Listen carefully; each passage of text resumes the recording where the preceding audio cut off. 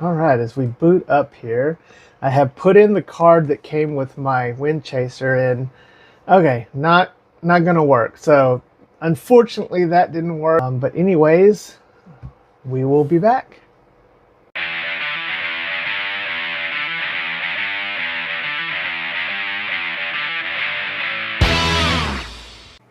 Greetings and welcome to the channel.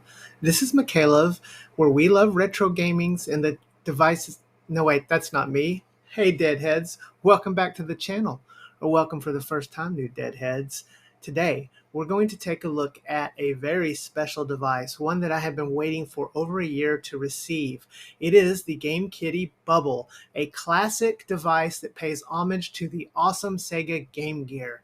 Back when I was a kid, I never actually got to own a Sega Game Gear. I always wanted one, so this has been a really good nostalgic trip for me. But does the device deliver? Well, we're about to find out. First, remember to hit that like button and subscribe, and leave us a comment and let us know what you're thinking. Anyways, let's get on with it. All right, Deadheads. So let's see here. We see here red, no card. This is a rather big box. Not the usual cocaine box we're used to, but that's okay. But let's see what we've got here. So we know it's red. Get this thing open and let's see. Oh, Deadheads, we're in for a treat this time. The Game Kiddy Bubble is here. All right, guys. So been looking forward to this one for quite a while. And so we do have the Game Kiddy BBG, the Bubble Classic here. Again, we love our products from Game Kiddy, from Lao Zhang. And this is a pretty nice package. Let's get this open here and take a look at this packaging. And I've got to say, when I saw this packaging online first, I was pretty intrigued by it. So this has like a nice design to it, so that's pretty cool right here. So we do have the Game Kiddy Bubble, the Bubble Classic. There were some early iterations of this that did fall under the ZPG branding, but this is the Game Kiddy Bubble. I don't know if Lao Zhang's going to sell this under the ZPG games or not, but we do have this one here under the Game Kiddy. And this is a really nice box and a little classic here. So the Game Kiddy Bubble, bubble on the side there, Game Kiddy Bubble. Lots of different fonts for the word bubble. I like that. Real stylish. Model Game Kiddy Bubble. Input made in China. So this is a really cool package. I like the package. I don't know if you can see the shininess right there on that logo. But really cool. We know that when the package is well done and look nice on the inside of there, that usually the handheld itself is well done.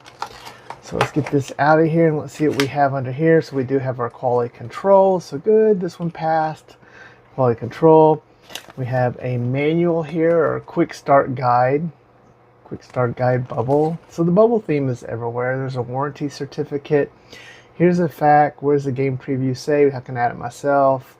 Images folder. What if a battery power is inaccurate? Fully charged.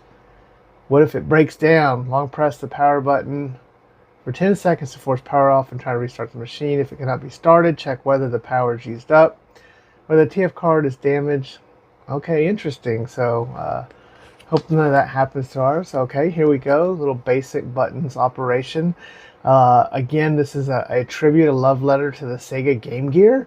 So we really love the way that this thing looks. And we do have HDMI there, headphone jack. We have our system card.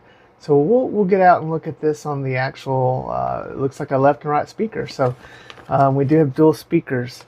No screen protector on here. I don't see one. Let's see if it's hiding under here. Get this out of here. There's nothing there. So nope, no screen protector. And all right, there it is. And let's just take a little look at this guy right here. And oh man, okay. So first impressions. It's a lot smaller and a lot lighter than I expected it to be. So the sticks, okay, so these are I've gotten so used lately to the retro sticks or to the sticks we had on the Magic XU that every time I try these sticks, I'm just immediately reminded of how these just don't feel great once you've gotten used to those others. But alas, we do have these Switch style sticks, and they're recessed pretty far. They don't, so that's good for pocketability. They don't stick up very far, so if you can see that, so not bad for pocketability. They are L3 and R3, clicky, so they're pretty standard to what we're used to. We do have two. Well, that is marked right there. So select and start. So select and start's right there. I finally caught it on the camera. Again, this D-pad that I love. I love these D-pads. These are my favorite D-pads. We've seen this on the Unicorn. This is a great D-pad with the in-betweens right there. Feels great. Feels just as good as the D-pad. So this is pretty much the same D-pad you found on the Unicorn. And then we have our buttons here. And are we going to have membrane or micro switches? Let's see here. So we have membrane-based buttons, so it's not micro switches like the Unicorn. Those feel good. Decent travel distance right there, I'd say. Not too bad at all. We have the typical YXBA layout. And then we have looks like a function button here. So we do have a function button on there. Let's go on the top and we have our inline shoulders. So those are pretty loud. Wow, those are loud, okay. Not used to really loud buttons like this from a Game Kiddy product, but those are pretty loud, okay. So they're pretty standard inline. They feel good. I love that they went with these sticks on bottom, so good job there with that instead of putting the stick up top.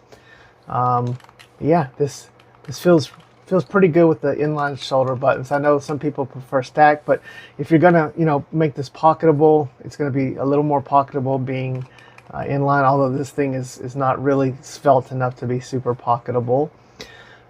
There's our micro, so it's a micro HDMI out. Looks like we do have our card right there. Again, I bought it without a card, so hopefully I can get this thing up and running. May have to ask Rex for help. Go to retrocn.com and go purchase from Rex. Looks like we have our home button, and then we have our power button there, and our headphone jack on the top. Nothing on the side here, nothing on the side there. On the bottom, we do have our volume rocker on the bottom. Looks like we do have our USB-C port on there, and we do have two slots. Okay, so there's actually two TF slots there for us to. So one of those is going to be, looks like the QC sticker shows. This is probably your OS. And then up here would be your, well, that says system actually. So your system's here. Must be your secondary for games. This is a Rockchip 3566. So we kind of know how this is going to perform. Shouldn't be no surprises as far as how it performs here. And on the back, we just have this nice bubble, Model G Kiddy bubble. So I like the logo and everything. Nice little thing right here. So yeah. Not bad. It pays tribute to the Game Gear, so it has like this angle here. The screen itself is a 3.5 inch. It goes like this. It's most pronounced on the pink version, since there's a pink bezel around it. This has a black bezel around this, but it gives it that classic look. This thing is a lot lighter than I expected. It feels pretty good, guys. Feels really great in the hands, so not a problem there. Let's take a look at it and compare it to the other product that we've seen come out of China. This is the Wind Chaser that does actually have the 6 buttons. Some people really wish this had the 6 buttons. We don't have the 6 buttons. We only went with the 4 buttons, but let's just take a look at that. All right, and we're back here with the Wind Chaser 2. This is the second iteration of the Wind Chaser. And you can see here that the top I/O is identical. So they really have the same structure here that they had with the Wind Chaser. So if you guys really want the 6-button layout, go check out my review of the Wind Chaser here. Also AliExpress, you can find it on AliExpress, or you can find it overseas using superbuy.com. But look at that, right down to the micro HDMI. It's a match, so it's pretty much the same there, the same style. So this is pretty much, even on the bottom there, yeah, pretty much the same. So I'm wondering if the card from this is going to pop out and just work in this, since this is also a 3566. So I may try that and just see what kind of results I get with that. But you can see the same D-pad.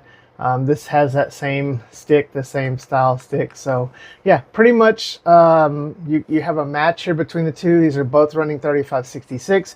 This has Ozone's touch on it. Shout out to Mr. Ozone, who works quite well with Laozeng a lot of times on products. And this has that premium metal shell, pretty much with the same 3.5-inch screen.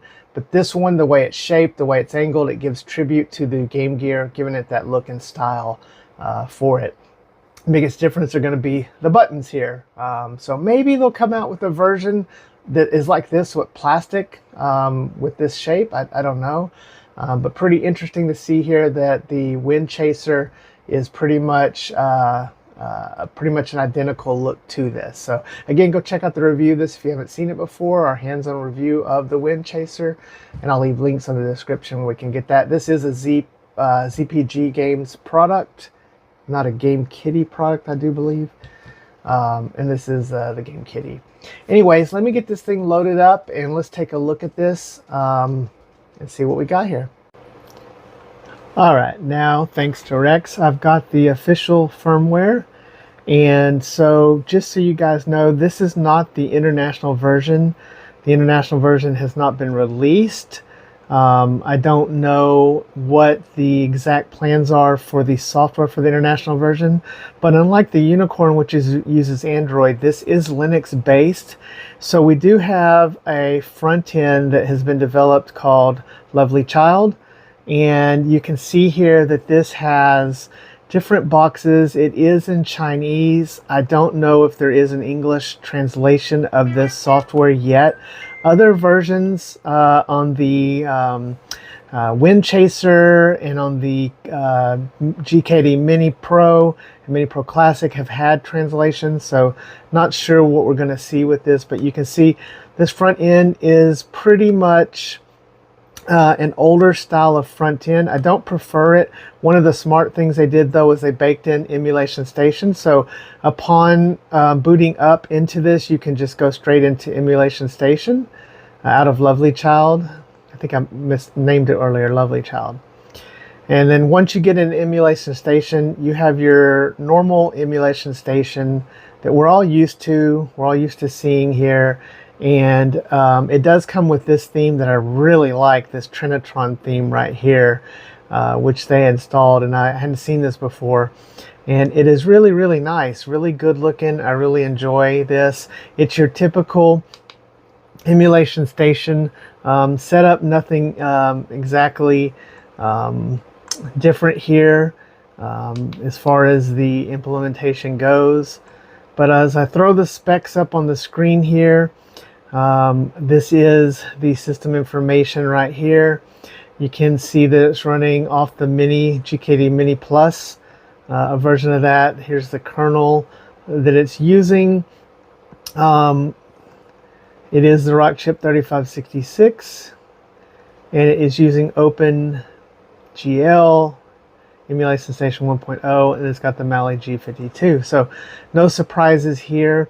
There has been talk that GameKitty would open this up to open source. I hope they will actually do that. I hope we can get some custom firmware running on this. We'd love to see Rocknix or, Christian, if you're interested in ArcOS. I would love to see ArcOS running on this. Although I do like the Emulation Station that is on here. Its version is pretty good. So I don't have any beefs with it. This does have Wi-Fi, which is nice, so you can do some Moonlight game streaming, and you can also do some scraping. So I do like that it has Wi-Fi and Bluetooth built in. One thing I didn't mention earlier is the buttons are actually smaller. Let me get that hair off of there. The buttons are actually smaller on the two front ones, and these two are bigger with concave. So that's a nice touch right there. to have that. I like that distinction between the 4 buttons there. Lots of nice touches on this handheld as I use it and play it. Things that just stand out. The speakers are very impressive. As I get into some gaming here, we'll show you just how impressive these speakers are. And since this is a Sega focused system, I always dreamt when I was younger of having a portable Dreamcast. I really wanted the Dreamcast to survive and work, better than it did. I had a Dreamcast focused website called DC Edge, Dreamcast Edge, back in the 90s. And so I really was hopeful that this would survive, but it didn't. But it's a shame that we've got Nintendo, who still exists and is acting a fool with the way they're treating retro gamers right now, and Sega, who does still exist, but mostly in the form of software only. But as we play some Soul Calibur here, one thing to point out, this is a 640 by 480 resolution screen, the native resolution of Dreamcast, so this scales perfectly. It looks fantastic. It plays well. That it's a Rock Chip 3566, so no issues there. There are some games that are going to struggle on this. It's not perfect. We know the 3566 has issues, but again, if you're going to pick between the Ambernic RG35XXH at 3.5 inches horizontally, or this one with this CPU and this style, I would say go for this. I'm really enjoying this. The speakers are particularly impressive on this unit as I make a valiant try to come back here. And again, the controls are great. The D-pad is great. I like using the analog for a game like this, but I mean, you can use the D-pad here. See if I can get past him here. But again, it just feels really nice and comfortable. This thing is super comfortable. That's one thing I want to point out. It's really nice to hold. It doesn't feel heavy in any kind of way as I get decimated here. But it's really nice. Really happy with the way that it feels here in the hand and everything, and how it holds up here. And it's just a beautiful bright IPS screen. You can see that it looks great there at the angles. Again, this classic Game Gear. It's like you're playing Dreamcast on Game Gear. I mean, it's just really, really awesome to think about that.